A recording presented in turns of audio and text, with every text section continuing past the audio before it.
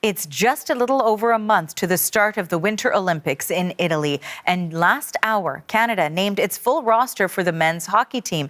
And for the first time since 2014, it will include NHL players. So some of the additions to the roster include Macklin Celebrini of the San Jose Sharks and Nick Suzuki of the Montreal Canadiens. 6 players were announced in June, including superstar Sidney Crosby of the Pittsburgh Penguins and Connor McDavid of the Edmonton Oilers. Canada's first game in the Olympics will be February 12th against the Czech Republic.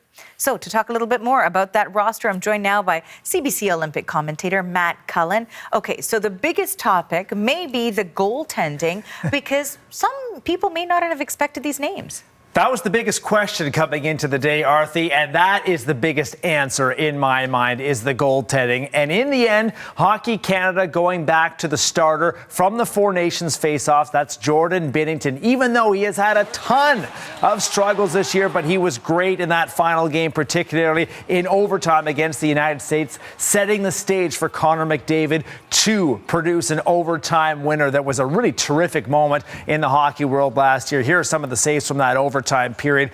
Binnington on the team despite having the 3rd worst save percentage amongst NHL goalies this year. And he's not the only goaltender, is Logan Thompson. Logan Thompson's had a much better season than Jordan Binnington this year. So I guess the debate now is who is going to be the starter. Thompson took the long way to the NHL, as we talked about. He was playing university hockey for Brock in St. Catharines, Ontario a couple of years ago, now winning playoff series for the Washington Capitals. He's been terrific so far. So the debate whether Binnington will get the start or Thompson or perhaps another new goaltender, that's Darcy Kemper of the LA Kings. He's the 3rd goalie on the team. So I guess the decision now is who's going to play and who's going to back up. So let's talk about the remaining list of the roster. Aside from the goaltending, what are some of the new names there that maybe surprised you? Let's go with the 19-year-old. Not a surprise. Macklin Celebrini. He has been that good this season that he left Hockey Canada no choice when it came to the Olympic decision. He's 3rd in NHL points this year, and only Connor McDavid and Nathan MacKinnon, who are 2 household names for any hockey fan, are ahead of him in points. He's only in his 2nd NHL season, but look at the patience there beating American goaltender Connor Hellebuck. Nick Suzuki, also another name that was, let's say, on the bubble, but Montreal, they're the best Canadian team so far this year in the standings, and Suzuki last night against the Florida Panthers scoring the tying goal and then the winning goal in overtime in what was a pretty epic comeback. But it can't just be all skilled players here, Arthi. The team has got to have some toughness, got to have some snarl, and that's where Tom Wilson comes in. He's having a great season as well, but as you can see, yeah, he has a little bit of sandpaper to his game. He's a physical player. Now, he has to be very careful because international hockey rules, they're stricter. You get kicked out if you fight. So Tom Wilson likely not going to be dropping the gloves here, but he can also do it offensively. We saw a couple of goals there as well. And here he is learning the news. Oh, man. I don't know what to say. Bye. Well, thank you so much. I'm obviously so happy, and you know I'll do it, whatever it takes. Okay, thanks, Don. Really appreciate it. All right, bye. Bye. So that is a great moment for Tom Wilson of the Washington Capitals. So a total, Arthi, of 6 new players, 4 new forwards, 2 new goaltenders, no changes at the defense. They were terrific in the Four Nations tournament. And Bo Horvat of the New York Islanders, great on faceoffs, a good penalty killer as well. He is the other change to Canada's roster from the Four Nations faceoff last February. So now the discussion may begin amongst hockey fans about who's in, who's out, and whether that was the right decision or not. Okay, thank you for this, Matt. That is CBC Olympic commentator Matt Cullen. So for more on all of this, I want to bring in someone you'll remember from previous Olympic Games. CBC Olympic hockey commentator Chris Cuthbert joins me now. Hey, Chris, thanks for making time for us. Artie, it's good to be with you. It's an exciting day for hockey fans across the country. It is an exciting day. 25 players, 19 of them on the Four Nations Cup winner from earlier this year. They haven't had a chance to practice yet, but certainly we've seen some of them in action. What really stood out to you? Well, I think we were all curious. Number one, there was going to be omissions that deserved to be here, and I think everybody was kind of weighing who was going to be on the team and who might get snubbed. And I think the biggest surprise on the omission list is Sam Bennett, who played a key role for Team Canada in the Four Nations. He scored in the Four Nations final. He was the best player in the Stanley Cup playoffs last year, the Conn Smythe Trophy winner, but Sam Bennett is not on this team. I think that is a bit of a surprise. And I was on the positive side, Macklin Celebrity, that's an amazing story. He's 19. He's going to be 19 at the Olympic Games. He was a guy I don't think was on the radar when the season started, but he literally played his way onto this team. He's been one of the best players in the NHL this year. Connor Bedard might have been also joining him as another one of the young guns, but he was hurt a couple of weeks ago. And I think that became an easier decision for Team Canada to leave him off this initial list. I think we should caution people in pointing out that there's still a month to go. It's a compressed NHL schedule. There's been a lot of injuries, and there could be changes to this lineup because of injuries. So this one's not all etched in stone yet. Not etched in stone yet, but it certainly was announced formally today. And for some, we were just talking about this with Matt Cullen, the goalies were something that people might have been a little bit surprised about. What was your take when you saw the names of the goaltenders? Well, I think we knew that there'd be two new goaltenders this year. The goaltenders that were in Four Nations, including Jordan Binnington, have not been great this year. This is a loyal group, and Binnington won that championship game. He was phenomenal, and so there was no way he was going to be left off. I think there's going to be a different approach here that there's a chance we're going to see Logan Thompson or Darcy Kemper. There were 5 goaltenders, I think, in the mix. The 2 from Colorado, Mackenzie Blackwood and Scott Wedgwood, have had phenomenal years. And yet they've gone with Logan Thompson, who I think for now the last 2 years has been perhaps the most consistent Team Canada goaltender. And so he gets the call. And Darcy Kemper's got a Stanley Cup championship on his resume. So Binnington, I'm sure, will be the starting goaltender when the Olympics open. Whether he's the starting goaltender when they finish will be another story. You know, we know Sidney Crosby, for example, has done one of these before. He's got a gold medal to show for it. But a lot of the other players, this is the first time that they're experiencing this. How different will the training be for this versus the regular NHL season?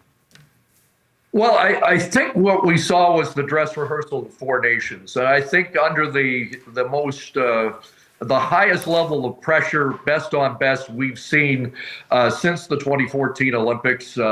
We got to find out what these players were all about. And I think that's one of the reasons there are no changes to the blue line core, and that the core of the forwards are all the same. And the adjustments have been made, I think, based on what we learned at Four Nations.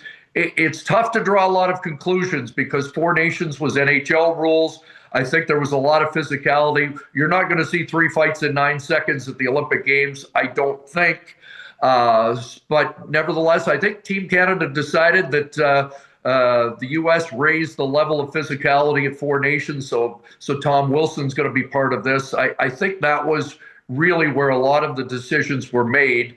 And then guys like Macklin Celebrity beat down the door to get an opportunity. I think the other neat player to watch in the next month, and an omission I was cheering for. I wanted to see 18-year-old Matthew Schaefer make this team. He has been a phenomenal story this year in the NHL. Doug Armstrong, I think everybody admitted that he was not on anybody's radar when this season started, but he has been so incredible. I thought he had a chance of making this team, and I still think there's going to be an opportunity, if there's an injury on the blue line, to see an 18-year-old kid play in the Olympics in Matthew Schaefer. Well, there's still time, so we'll wait and we'll watch. Thanks for this, Chris. That is Chris Cuthbert. He is a CBC Olympic hockey commentator. We reached him today in Georgetown, Ontario. Thank you. What is it like to be selected for the Olympic team? Well, let's ask someone who has answered the call 4 times. Chris Pronger is an NHL Hall of Famer and has 2 gold medals in his trophy case, along with a Stanley Cup championship. He joins me now. Hey, Chris, thank you so much for making time for us today. My pleasure. Thanks for having me. So the best Canadian players from the best league, they haven't even had a practice together yet, but how do you think they stack up when you saw that list? Well, I think it's a list of familiarity from the Four Nations with the few players that have had excellent seasons to date. I think when you look at the addition of Macklin Celebrini, young player in San Jose that has been lights out to start the season and just has a motor and a drive and a competitiveness to him. And he can work up and down the lineup. Bo Horvat, same thing. And Nick Suzuki, a utility belt that can play offensive, defensive roles, and obviously face-off, center iceman, kill penalties, power play. So all of the new additions to the Four Nations roster, if we want to call it, are all the style of player that can work up and down the lineup, which gives Coach John Cooper and his staff a lot of options as it relates to line combinations and penalty killers, power plays, and things of that nature, which will be critical to winning on into the tournament. Winning gold, we hope, right? I wanted to also ask you about the goaltenders, because Jordan Binnington and then you've got Darcy Kemper, Logan Thompson. What did you make of those names? Some might consider them a bit surprising. Yeah, I think, Jordan Binnington hasn't had a great start to his season. He did not have a great start last year as well, but I think his resume, his ability to pick up, and as we saw last year in the Four Nations, play to a high level when the highest stakes and in the biggest games certainly is one of the reasons why he was chosen. And then obviously the seasons that and the careers that Darcy Kemper and Logan Thompson have had thus far this season and last. I think they're viable options is in the number one role as well. So we'll see how that all plays out. And certainly, as we've seen in previous Olympics that I was a part of, goaltender changes can and do happen. Absolutely. And part of the reason why we're so excited to be able to speak with you about this today is because it has been absolutely so long since we've had NHL players playing for Canada's men's Olympic hockey team. What is it like? I mean, how exciting is that opportunity to get the call, be on the roster, and then hit the ice with Team Canada? It's an incredible honor, first and foremost, to be named to the team. And then once you get there and soak up the Olympic atmosphere and all that encompasses, it's a humbling experience and something that these players will take with them for the rest of their careers and their lives. And I'm sure they hope that it's one of many, but you never know. As we saw, the last one was 2014 when the pros were there to play in Sochi, and you never know moving forward. So they're going to soak this one up. And as you said earlier, you hope that they bring home gold, but there's a lot of pressure and a lot of competition on them. U.S. on their heels, as we saw with the Four Nations, but as are the Swedish team, the Finnish team, Czechia. There's a lot of good hockey clubs that are going to be over there, a lot of countries with a lot of talent, as we've seen in years past. So it'll be a great tournament to watch. And I believe Czechia is the first game against Team Canada. How do you think the Canadian team will do there? I think they're going to come out like they were shot out of a cannon, as a matter of fact. I think the excitement of finally getting there, being a part of the Olympic atmosphere, as I mentioned, and just having an opportunity to play with these players. A lot of them had a little taste of it last year at the Four Nations, but now we're going to the Olympics, which is a step above, and these players have been waiting a long time for this opportunity, and I'm sure they're going to take full advantage of it. We're showing some of the images of you with your gold medal as well, winning during the Olympics and being part of the men's Olympic hockey team. I wanted to ask you, when you watch, certainly when we watch the highlights, when we see these images, I can still feel that electric feeling. I remember watching the men's team win gold. It was just, I can still feel that excitement now. What is it like for you? It never gets old, I can tell you that. And I remember 2002 and 2010 much better than 1998 and 2006. I try to block out the losses and really focus in on the wins and the gold medals and just the experience. I think having gone through the heartache of 98 really made 2002 in Salt Lake that much more enjoyable and such a greater experience. And then again, the heartache of 06 coming into 2010 in Vancouver and just on home soil, everything that surrounded Vancouver. And they did such a wonderful job of hosting the Olympics that year. It it was a magical run for our team, a magical run for the Olympics that year, and for Team Canada as a whole. What advice do you have to these players who have just been named? Of course, they're probably soaking in that excitement too of being part of Canada's best of the best. And now as they have to focus in, the Olympics is not that far off. What advice do you have for them? Yeah, there's going to, there's a lot of pressure. I think you feel for the players that didn't get selected. And as we know, we have a large base of players to select from for teams of this nature. And it can be crushing, especially those guys that were on the Four Nations and didn't get a chance to represent this time around at the Olympics. Will be crushing, but they'll use that as motivation and as fuel to progress in their seasons this year and on. But the players now that have the opportunity, the next month and a bit of the NHL season, they'll utilize to kind of prepare for the Olympics and in hopes of hitting the ground running, as you said, for that first game against Czechia. Chris, I want to sneak in one more question. What's better, winning a Stanley Cup or a gold medal? I can tell you this is not the first time I've been asked this. For me, it's a 1A and a 1B. My whole life I grew up not thinking I was going to be able to play in the Olympics and wanted to play in the NHL and win a Stanley Cup. So I hold that 10-month journey where we were finally able to accomplish that dream right here. But right below it is certainly the 2 gold medals in playing for Team Canada in the Olympics.